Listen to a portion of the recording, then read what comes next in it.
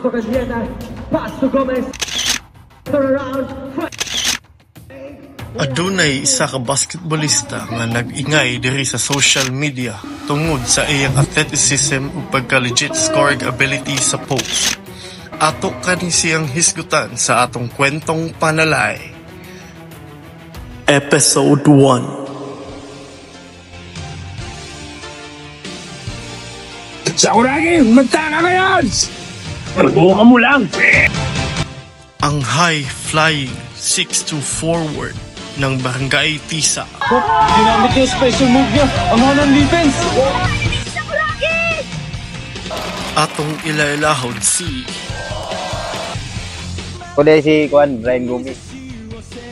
Turagi ng Tisa City. Madua ko diya sa una, Juan. 30 pang ida 12 yan. Sa una, madua naman ko sa Juan. Sa barangay intersityo diri sa Tisa.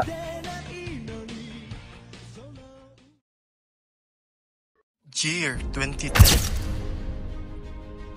Ang unang sabak ni Brian Gomez sa iyang pagpanalay. Mga 2010, mga 16 akong edad. Nakuha na, agad na akong panalay na akong gibayran. Tara, kanarang kuhan, naisugod na may dua-dua, asa ko maabot. Naray invitation na, bay, dua ta dito, dua ta dol, dito, dua ra sad, wa agad akong panamo.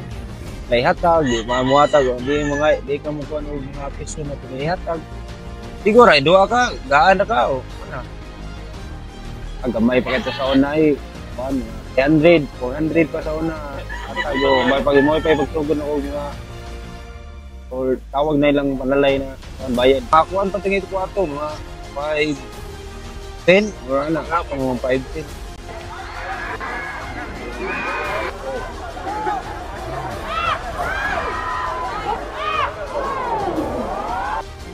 Mas nihait ang kapasidad ni Idol Brian sulod sa korte tungod sa sige niyag engkwentro sa klase-klaseng panalay players.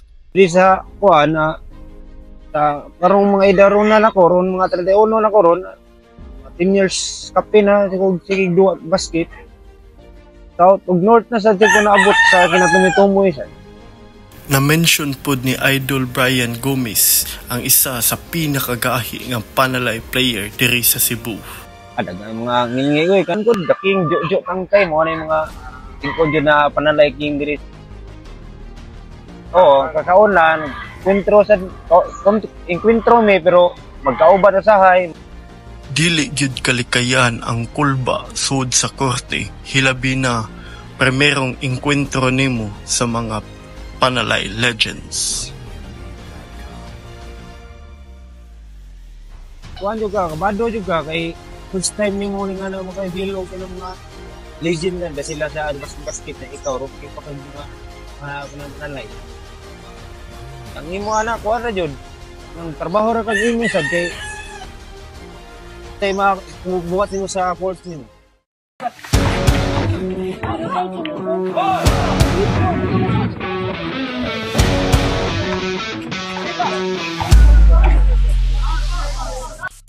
Pagsalig o paghatag kumpensa sa kaugalingon ang isa sa pinaka-importante sa usa ka panalay player. Kuha ko nila na saligyan ko nila na kuhaon ko nila mo ako import.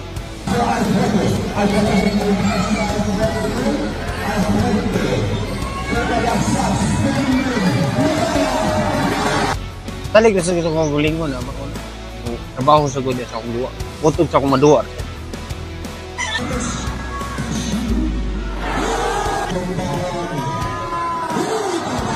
Kontra kanang mubawi lang ko sa kuan kung di ko ka shot or makuan di ko ka kuan defense lang jud ko, defense or rebound lang akong mabuhat jud.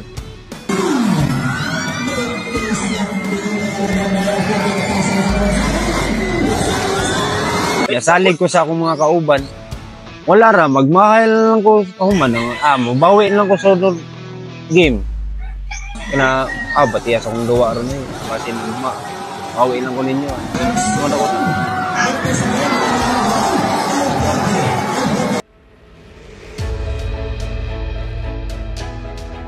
Every player naadyoy isa ka tawo nga nagpaluyo para makabot nila ang ilang mga pangandoy. Pairan ako rang Paris.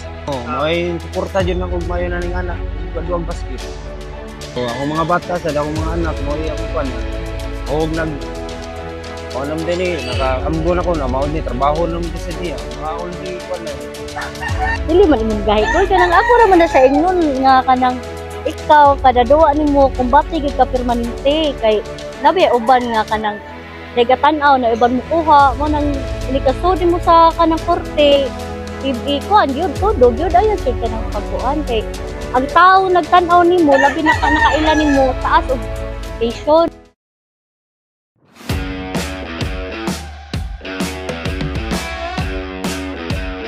Gawas sa basketball, nag-sideline po si Idol og mga putasan dito sa Carbon Public Market. Kung walay basket, mo na mang tabang kong mama maninda panguan kong pangwarta.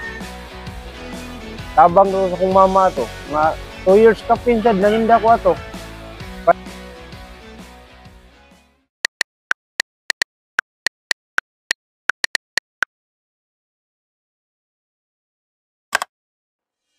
Gitry ug search sa among team sa social media ang palayaw ni Idol Brian Gomez ug nagbigla mi nga laing tao na di ay nagpost sa iyang mga highlights.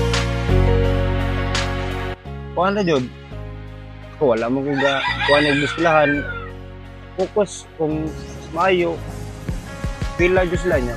Focus sa practice. Ako wala dito ako practice sa pilahan.